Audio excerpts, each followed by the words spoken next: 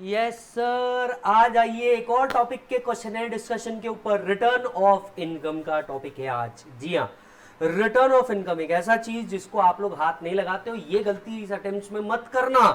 Amendments भरपूर है 2019 के, ये टॉपिक को मत छोड़ना। मेरा पर्सनल व्यू ये बोलता है। आइए, can individual who is not in India verify the return of income outside India? Is there any other option? Verification of return का सेक्शन है बेटा 140। वेरिफिकेशन ऑफ रिटर्न वाला सेक्शन है बेटा 140, जो कहता है भैया अगर एसएससी इंडिया में प्रेजेंट है तो SSC will verify the return. अगर इंडिया में एसएससी अवेलेबल नहीं है तो कोई भी ऑथराइज पर्सन कर सकता है। तो इस केस में कोई भी पर्सन जो ड्यूली ऑथराइज होगा, पावर ऑफ अटर्नी होल्ड कर रहा होगा, वो रिटर्न को वेरीफाई कर सकता है। As per section 140, return of income can be verified by individual even if he is absent from India. Hence, an individual can himself verify the return of income from a place outside India. Alternatively, any person holding a valid power of attorney and duly authorized by individual can also verify the return.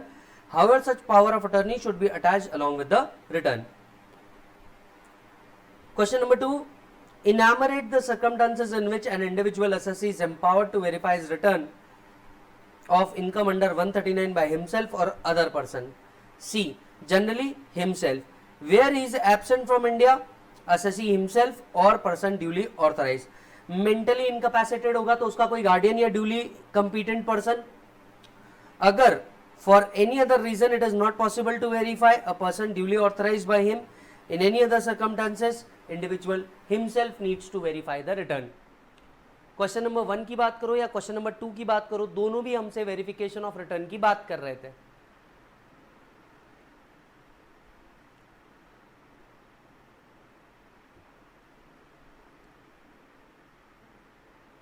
Done sir. Next question number 3 की बात कर लेते हैं। Explain the term return of loss. Can the loss be carried forward even if the return of loss has not been required? बेटा 139(3) की बात चल रही है। 139(3) कहता है भैया अगर आपको PGBP loss, capital gain loss या owning and maintaining horse races वाला लॉस कैरी फॉरवर्ड करना है तो आपको रिटर्न टाइम पे भरना है। रिटर्न अगर टाइम पे नहीं भरा तो ये लॉस कैरी फॉरवर्ड नहीं हो सकते। हालांकि दो लॉस आप कैरी फॉरवर्ड कर सकते हो भले ही रिटर्न आपने टाइम पे नहीं भरा, वो है एचपी और अनएब्सॉर्ब डेप्रिसिएशन। अनएब्सॉर्ब डेप्रिसिएशन तो तब भी कैरी फॉरवर्ड हो सकता है जब आपने रिटर्न नहीं भरा। क्या तुम्हें याद है? अरे याद करो, चीख चीख के चिल्ला चिल्ला के तुम्हें लेक्चर में और फास्ट ट्रैक के अंदर में चिल्ला चिल्ला के ये पॉइंट पढ़ाए थे, भूल ना जाना। A return of loss is a return which shows certain losses. Section 80 provide that losses specified therein cannot be carried forward unless the losses are determined in pursuance to a return. Business loss, speculative loss, capital gain loss, owing and maintaining loss are losses where return should be filed within 139(1). However, following losses can be carried forward even if loss return has not been filed. HP and unabsorbed depreciation. देख लो मालिक, वही बात है।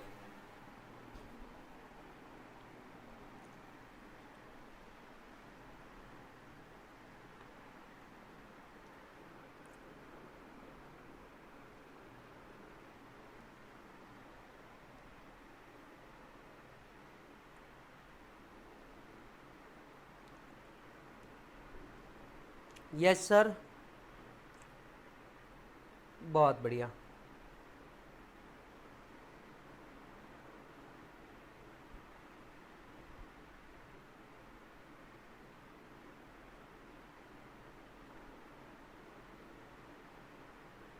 चलो जी आगे बढ़ते हैं।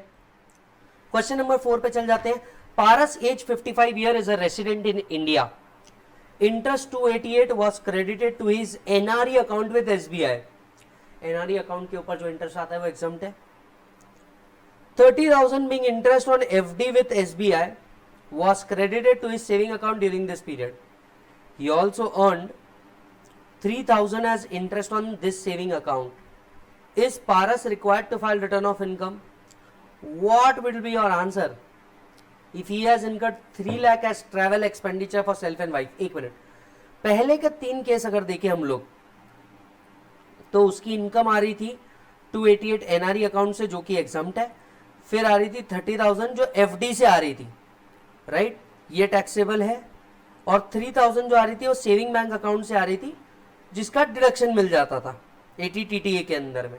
सो आपकी नेट इनकम 30,000 ही आती थी। ऐसे केस में आपको रिटर्न भरने की जरूरत नहीं पड़ती थी। हालांकि अगर आपका ट्रैवल एक्सपेंडिचर, याद कर 7th प्रोविजो टू 139, अगर तेरा ट्रैवल एक्सपेंडिचर तेरे ऊपर या किसी और के ऊपर 2 लाख के ऊपर जा रहा है फॉरेन ट्रैवल, सॉरी, तो 2 लाख से ऊपर जा रहा है अगर आपका, या आप किसी के ऊपर खर्चा कर रहे हो तो foreign travel, cost on travel के ऊपर, तो फिर ऐसे केस में आपको रिटर्न भरना है, चाहे आपकी इनकम बेसिक एग्जाम्पशन लिमिट से ऊपर हो या ना हो, कोई लेन देन नहीं। तो सबसे पहले क्वेश्चन को आप इंपॉर्टेंट मार्क कीजिए, केस स्टडी में बना करके पूछा है आपको ये question. An individual is required to furnish return of income if the total income before giving deduction और exemption under the 54 series exceeds basic exemption limit. यहाँ पे एनआरई अकाउंट की जो इनकम आती है ये 10(4) में एग्जाम्प्ट है। एफडी का इंटरेस्ट 30,000 आता है, सेविंग बैंक अकाउंट 3 आता है, टोटल 33। 80 TTA को 3,000 मिल जाएगा, टोटल इनकम 30 बन जाएगी। Since total income before giving deduction cannot exceed basic exemption limit, no return is required. Yes. However, if he has incurred the expenditure 3 lakh on foreign travel for self and spouse, he has to mandatorily file return on or before the due date under 139(1). साथ साथ में पढ़ते रहो भाई, साथ साथ में पढ़ते रहो।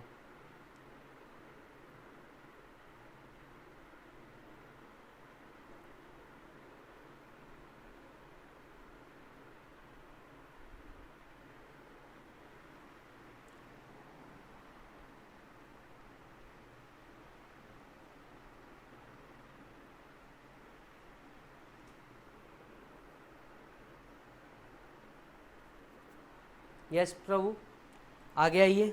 Question number 5, explain in brief with reason whether the following return can be revised. क्या नीचे दिए गए रिटर्न रिवाइज हो सकते हैं? पहला, बिलेटेड रिटर्न। एवरीबॉडी, आज तुम्हें तुम्हारे किताबों की कसम जवाब दे देना पड़ेगा तुम्हें। क्या बिलेटेड रिटर्न रिवाइज हो सकता है? यस। क्या रिटर्न ऑलरेडी रिवाइज हो सकता है? यस। क्या लॉस रिटर्न रिवाइज हो सकता है? यस। तीनों रिटर्न रिवाइज हो सकते हैं। 139(5) लिखना पड़ेगा, return can be revise. A return filed under 139(1) और 139(4) can be revise by the end of assessment year और before completion of assessment whichever is earlier. Yes और नो? तो within the time limit आप कोई भी return revise करें, belated return revise हो सकता है, लॉस रिटर्न रिवाइज हो सकता है, रिवाइज रिटर्न रिवाइज हो सकता है। तुम्हें याद है ना, तुम भूले तो नहीं हो ना? यस, तुम्हें याद है ना, भूले तो नहीं हो ना? बस वही पॉइंट तो यहाँ पे दिया हुआ है। So a person has furnished a return under 139(1) or 139(4) can file a revised return at the time before the end of relevant year or before completion of assessment, whichever is earlier, if it discover any error or omission, wrong statement in the return filed. A B-dated return can be revised, a revised return can be revised, and a return of loss deemed to be the return under 139(1) can also be revised.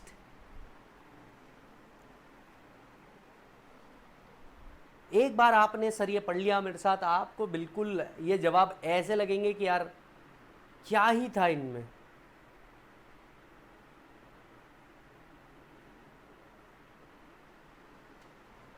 Yes Prabhu.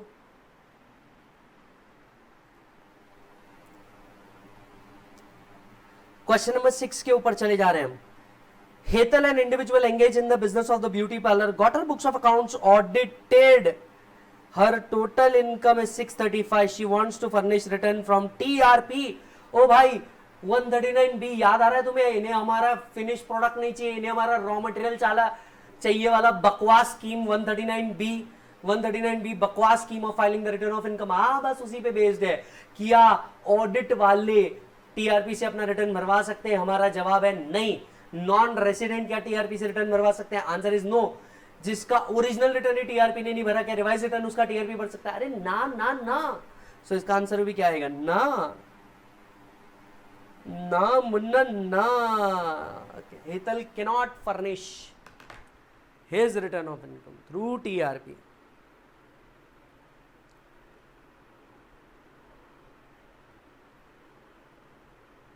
Yes Prabhu.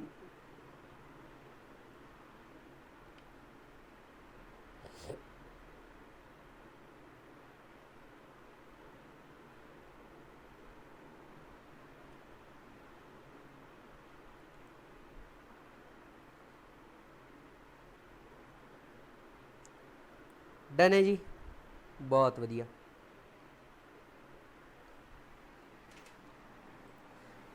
Question number 7 भाई साहब self कर सकते हो, एक question self कर लो। Question number 8 के ऊपर आ जाओ। Mister Vineet submit his return of income on 20 September 2021 for the assessment year 21-22 consisting of income under the head of salary, HP bank interest. In January 22 he realized that he has not claimed deduction in respect of interest income. He want to revise his return, can he do so? Would your answer change if he discover this omission on 21/4/2022? Concept काय के ऊपर based है? Again इस question को important mark करो, case study बना करके पूछा गया है कि भैया बताइए क्या अपना रिटर्न वो रिवाइज कर सकता है क्या? अगर मैं बात करूं, आप बात कर रहे हो प्रीवियस ईयर 2021 की, आपका असेसमेंट ईयर हुआ 21-22, राइट? आपके लिए last date of filing the return हो सकती थी, बिलेटेड रिटर्न भी आपके लिए हो सकता था 31/3/2022। रिवाइज रिटर्न का भी सबसे बेस्ट टाइम था 31/3/2022, that is by the end of assessment year, assessment year का एंड। तो यहां तक के तो आपने रिटर्न भर दिया, तब तो ठीक है। क्या आपका आंसर चेंज हो जाएगा अगर 21/4/2022 को आपने रिकवर किया? 21/4/2022 को अगर आपने डिस्कवर किया आपकी कोई गलती, वो गलती नहीं सुधर सकती, वो हो गई टाइम बार्ड। वो क्या हो गई बोलो जल्दी से? टाइम बार्ड हो गई, अब उसका कुछ नहीं हो सकता जीवन में। So, since Mr. Vineet has an income under the head of salary, HP, other sources, he does not fall under the category of person whose accounts are required to be audited, and therefore the due date is 31st July. Mr. Vineet has to submit the return only on 12/9/2021. The said return is a belated return. Under 139(5), a return filed under 139(3) or 4 can be revised. Thus, a belated return can be revised latest by 2022.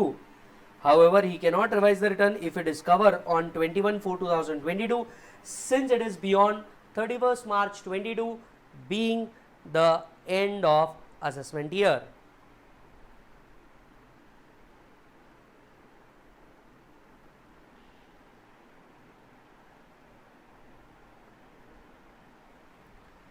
Question number 9 is an easy one, self करिए।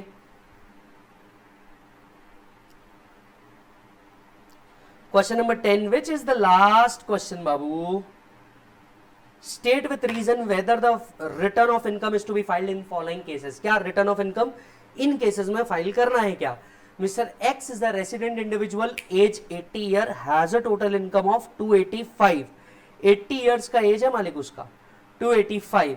He has claimed a deduction of 150, 80C का deduction उसने 150 claim किया है। Income बनाओ इसकी पूरी 285 plus 150, क्योंकि return भरना है अगर बिफोर डिडक्शन एंड एग्जम्पशन, उसकी इनकम बेसिक एग्जम्पशन लिमिट से ऊपर है।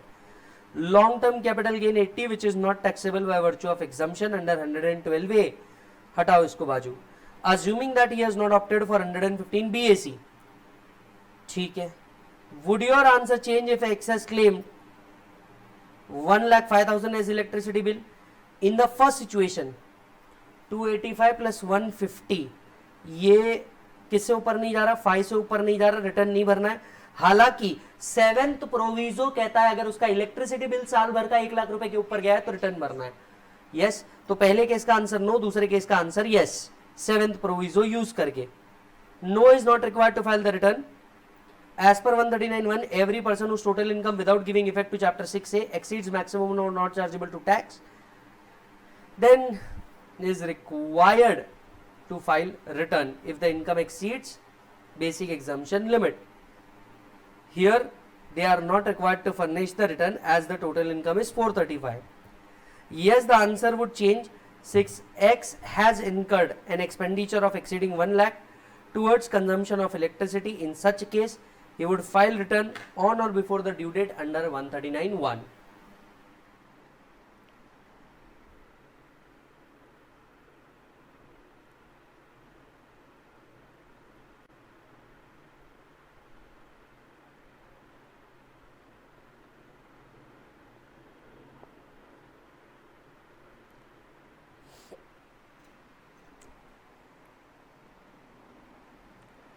डन है जी। और बस इसी के साथ साथ हमारा एक और टॉपिक का क्वेश्चनेयर खत्म होता है, दैट इज रिटर्न। यस और नो बेटा, आपको सर बने रहना है, क्वेश्चन सॉल्व करने हैं, जितना प्रैक्टिस हो सके उतना करना है। मैं तो कहता हूं ये जो क्वेश्चनेयर बुक है, सबसे पहले इनका क्वेश्चन देखो, आप आंसर देखो, क्या क्या पॉइंट लिखने हैं उसको एक बार रजिस्टर पे ट्राई करो। कहीं अटक जाओ तो ये वीडियो को देखो। जो लोग के पास टाइम कम है, फटाफट इस वीडियो को देख करके आप आगे बढ़ो, ज्यादा बेहतर होगा। यस सर, चलिए तो यहां रुकते हैं, नेक्स्ट सेशन के साथ आपसे मिलता हूं। Take care.